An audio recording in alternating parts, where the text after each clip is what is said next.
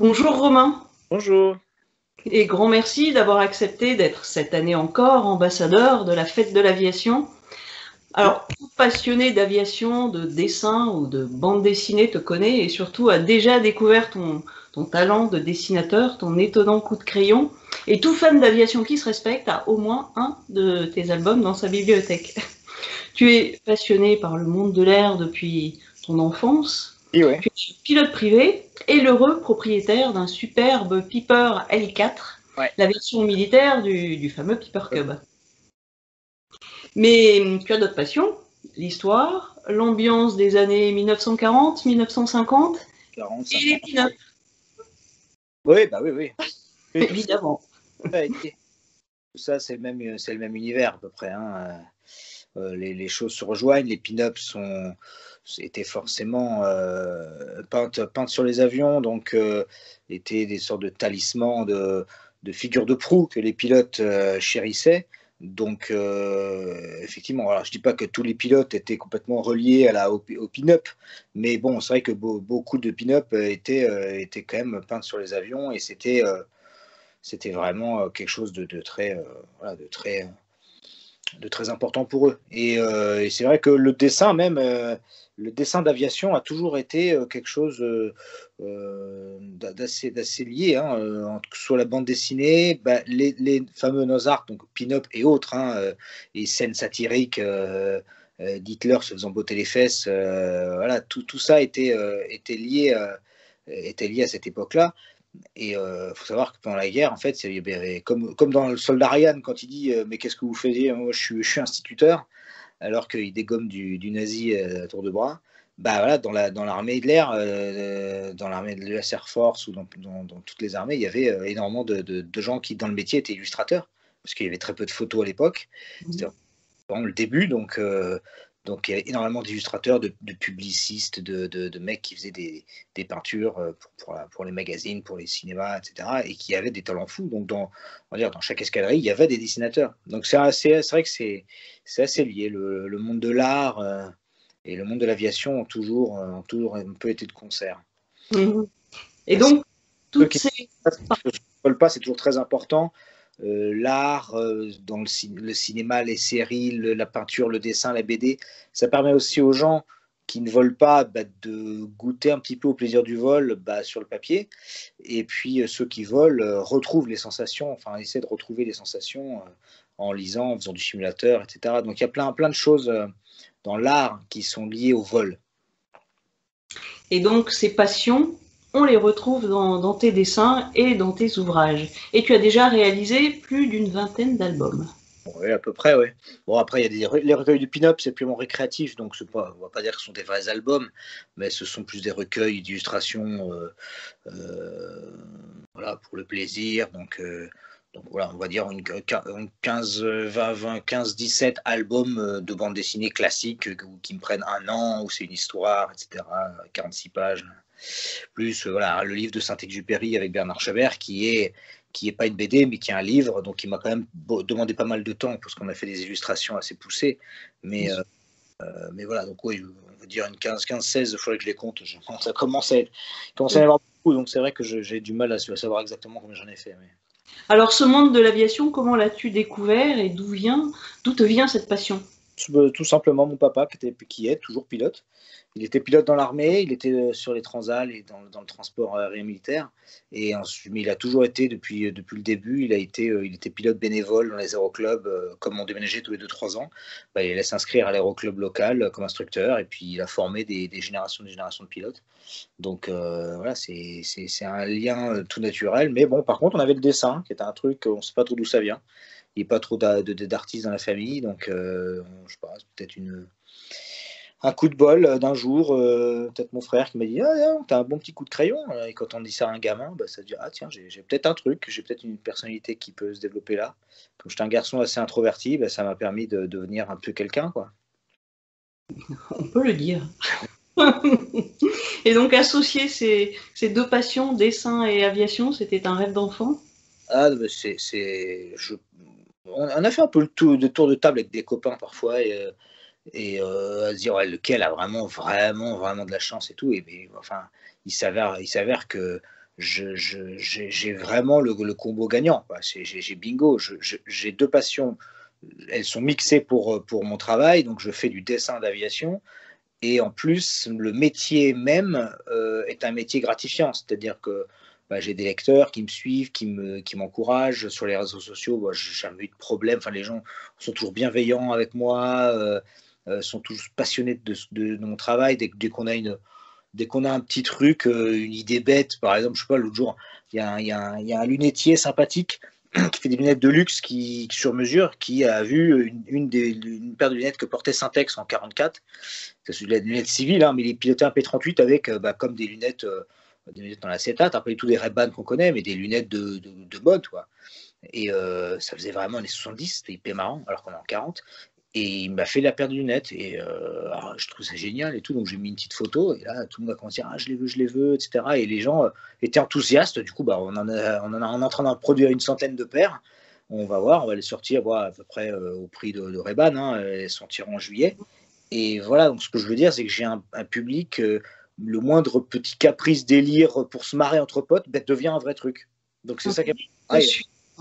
Fait la bière avec Antoine Chabert et Sébastien Deschamps, et c'est un truc de copains pour déconner, quoi. Au bar, allez chiche, on fait une petite bière, on fait 200 bouteilles pour se marrer. Et puis là, ça devient une vraie marque, et puis ça devient un truc parce que les gens veulent. Puis comme la politique un peu de carrière, entre guillemets, c'est de se dire je fais les choses que de qualité, pas par snobisme, mais je fais que les trucs que j'aurais envie d'avoir pour moi. Je fais un patch, je ne vais pas faire un truc, je le fais parce que j'ai envie de l'avoir, quoi, pour moi. Et forcément, il y a des gens qui me suivent, qui aiment bien ce que je fais, qui aiment bien un peu l'univers qu'il y a autour, pas forcément que les BD. Du coup, ils en veulent, du coup, on en fait, et voilà. Et les gens me suivent, donc j'ai vraiment, vraiment de la chance. J'ai des copains qui sont dans l'art, alors ils font des projets magnifiques et tout, mais souvent c'est pour des boîtes d'événementiel ou des boîtes de com. Et puis, s'ils n'ont pas la gratification derrière. Parfois, j'ai un copain qui est dans l'événementiel, il décroche des contrats de dingue pour des trucs exceptionnels, puis il n'est même pas invité à l'événement, parce que c'est bon, on a gagné. Voilà, donc il me disait, là, moi, j'ai vraiment de la chance, parce que j'ai à la fois, je m'éclate, je n'ai pas besoin de travailler. Moi je hais non pas les lundis matins, mais je hais les vendredis qu'on faut arrêter de bosser, quoi. Et pourtant, c'est quand même du travail. Et justement, tu évoquais l'ouvrage que tu as réalisé l'an dernier avec Bernard Chabert. Donc, l'an dernier, à la même époque, en fait, tu achevais la réalisation des illustrations de ce superbe ouvrage. Ouais. Syntex, Un prince dans sa citadelle, aux éditions Paquet. Magnifique, superbe. Alors, comment s'est déroulé le travail avec Bernard? Il te transmettait ses écrits au fur et à mesure pour que tu les illustres? Alors,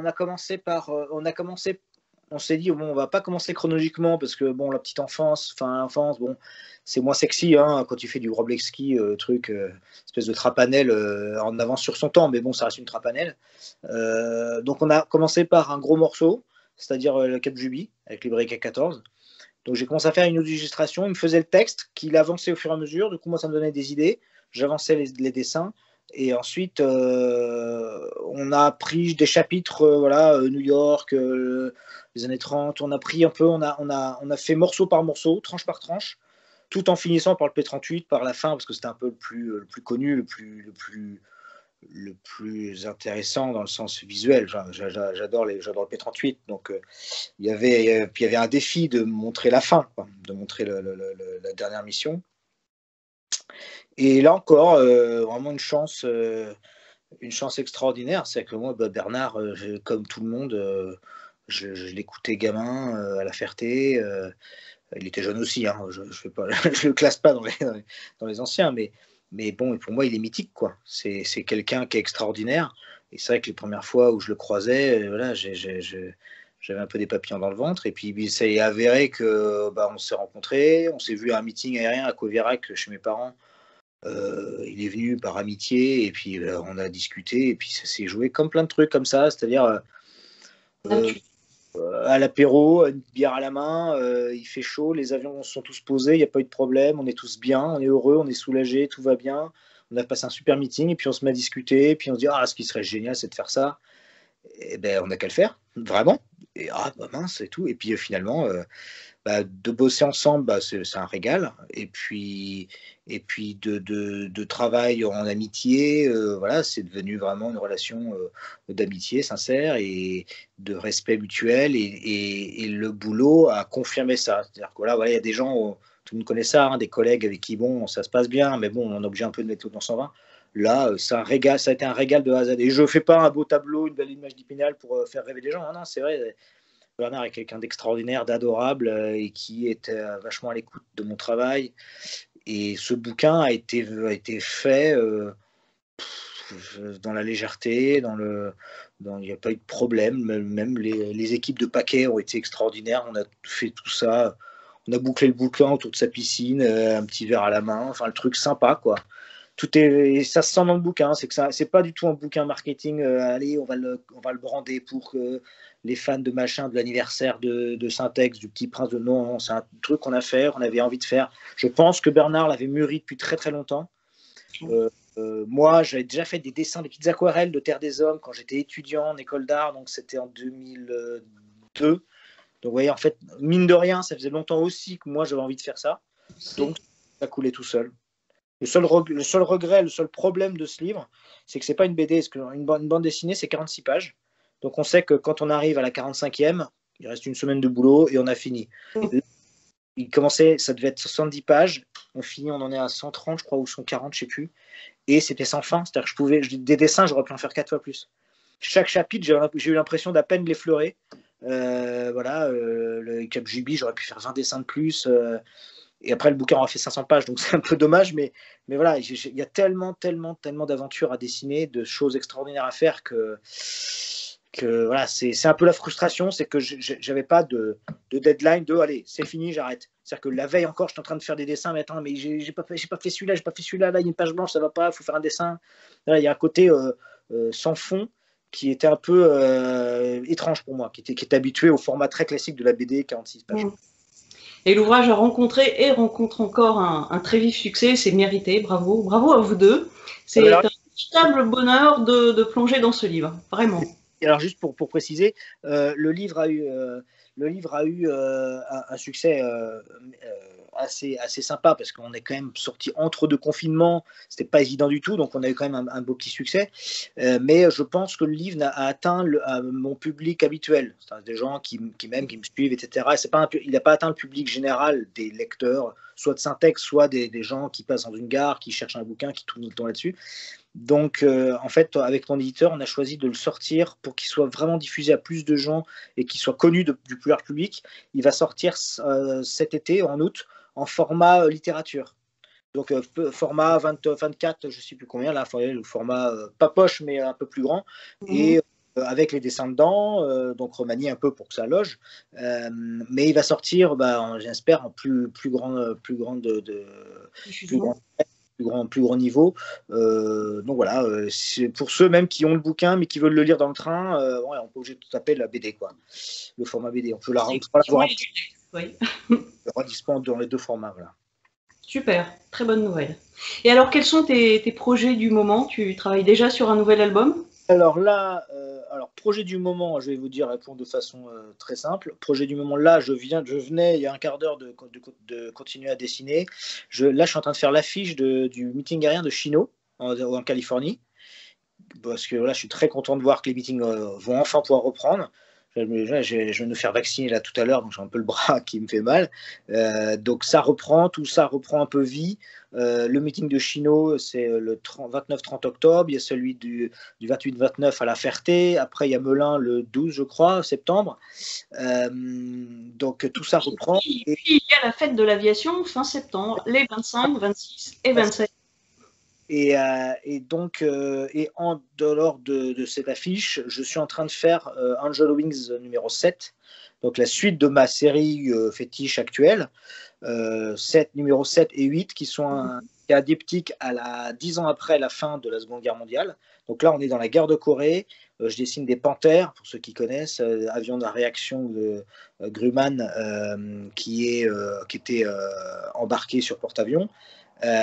Du sabre, Marilyn Monroe, la Corée, le Tiger Cat, voilà, donc le combo assez méconnu de la guerre de Corée.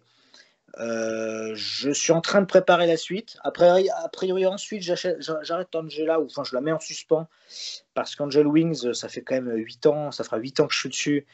J'ai envie de changer un petit peu. Donc, je suis en train de bosser sur un truc assez fou qui, je pense, va étonner les gens, parce que c'est pas du tout, ils pensent pas du tout que je vais faire, que je serai de cette époque-là. Donc, voilà, je dis rien. Pour l'instant, c'est en cours de même pas de mûrissement, mais ça commence à bourgeonner. Voilà.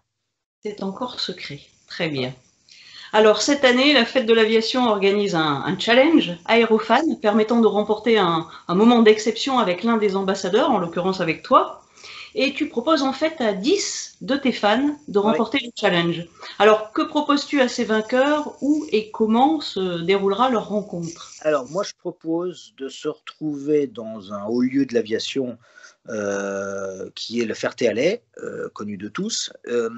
Et je propose un truc un peu spécial, c'est qu'on se retrouve là-bas et on passe un bon moment à visiter le musée ensemble, sans le côté visite classique de musée, voilà, avec le chemin fléché, etc. Je propose de déambuler dans les hangars et de parler des avions, de les montrer d'une manière différente, c'est-à-dire avec mon œil de dessinateur. Je ne suis pas historien, moi, donc je fais souvent des bourdes où je raconte des trucs voilà, qui ne sont pas forcément standards. Voilà, moi, ce qui va m'intéresser, c'est pas forcément l'histoire de l'avion, ça peut être aussi les anecdotes, le pourquoi du design, de pourquoi les ailes du Corsair sont en W, et aussi des trucs qui, moi, m'attirent dans les avions. C'est pourquoi la couleur d'huile, elle a cette forme-là et qu'elle a ce reflet bleu, et que ce que j'essaie de rendre dans la bande dessinée, le côté vivant des avions, même s'ils sont à l'arrêt au sol, voilà, j'essaie de les rendre historiquement justes, mais vivants, un peu comme des créatures. Donc voilà, j'essaie de faire une visite sympathique, très interactive, c'est-à-dire que là, c'est pas mettez-vous derrière la barrière, messieurs, dames, et laissez-moi parler. Voilà, on discutera tous comme autour d'une table ronde, sauf que la table, c'est pas une table, c'est un hangar avec des warbirds d'exception. Et voilà, donc, et tout ça un peu improvisé, c'est-à-dire que je vais faire quelque chose vraiment convivial et de sympathique. On discute, limite on se prendra une petite binouse à la main et on sera en train de déambuler et de parler d'aviation, d'histoire de l'aviation, d'anecdotes, de faire des échanges. Voilà, c'est un vrai échange. C'est pas une visite guidée, c'est un échange autour des avions magnifiques de la Ferté-Alais. Ah ben, un très chouette moment en perspective, donc qui se déroulera l'un de ces 3 jours de la Fête de l'Aviation. Normalement, on a calibré le 25. Après, je ne sais pas quelle est le 25. On peut changer, est-ce qu'on peut, voilà, suivant la météo, on verra, mais on vit le 25 septembre. Très bien. Donc pour participer, il faut simplement réaliser une mini vidéo de présentation en indiquant ses motivations. Quels conseils peux-tu donner à celles et ceux qui souhaitent avoir la chance de remporter ce challenge et cette visite VIP? Est-ce qu'il y a un profil idéal pour gagner? Non, il n'y a pas de profil idéal. Le profil, c'est motivé, c'est de montrer voilà, qu'on aime l'aviation et qu'on aime l'aviation ancienne et qu'on est très attaché, par exemple, au meeting aérien de la Ferté-Alais, aux avions exceptionnels qui volent.